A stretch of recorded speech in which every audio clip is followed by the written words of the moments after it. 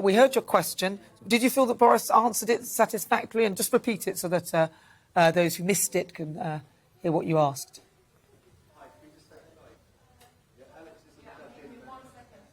Yeah, really fascinating, isn't it, Nana, in many regards. Prime Minister repeatedly essentially asked whether he was in many ways, as I put it, kind of denial about what had happened in those two by-elections last night, clearly losing Tiverton down in the southwest to the Lib Dems and to Wakefield to Labour in the north. This sense of the Prime Minister's tried to portray this all day in various different interviews, that he wants to get on with focusing essentially on the issues that matter to the British public, the cost of living crisis, rising cost of fuel, the taxation that people are having to pay, and that is what he argues, laser focused on. But the question fundamentally is about whether he is part of the problem for some voters out there, that many Conservatives may well have stayed at home in those two by-elections simply because they couldn't or wouldn't turn out to vote for the Prime Minister. And that was something that Oliver Dowden, the Cabinet Minister, the chairman of the Conservative Party, who resigned in the early hours of this morning, essentially alluded to, that he felt the Prime Minister wasn't taking responsibility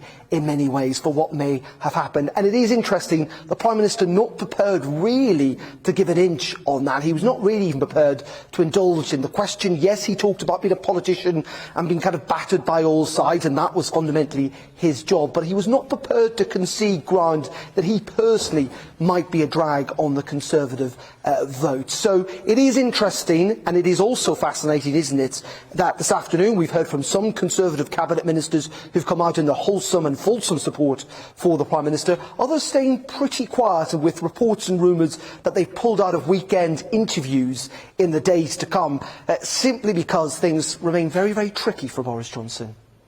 And very briefly, Darren, because we're sort of running out of time, what sense did you get in Rwanda? Because obviously there's been the tension because of the comments that, of course, allegedly Prince Charles made. Are you getting a sense that that there's a bit of tension towards the British there?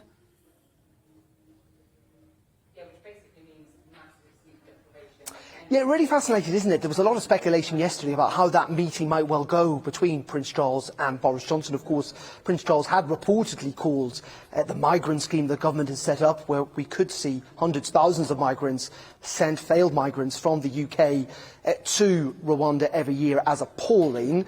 Now, we don't know, of course, they never publicly talk about what they talk about in private, but we don't think the issue was brought up.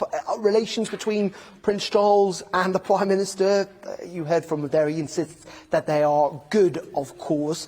But yes, I think there has been a bit of unease between at least Number 10 and Clarence House on this issue. Though it must be said, I think the government potentially wanted a bit of a row over all of this as well. What is fascinating, I think, also kind of follow up on the question I asked the Prime Minister, is that the government has sent £120 million to the Rwandan authorities here. They told us yesterday they'd effectively spent that money already. We got to see some of the accommodation the migrants will or potentially possibly might stay in earlier on today, and you'll see that footage on GBNews tomorrow. But it is possible that through court action or other means that actually no one arrives here in Rwanda, and it doesn't seem very clear that in those circumstances we might be able to get any of that money back. And so in the end, if, and it is a big if, no failed migrants arrive here, it could be £120 million badly spent by the government. Boris Johnson's argument is that at least they have come up with an idea, a plan he argues will work, and a plan that others across Europe are starting to think about replicating.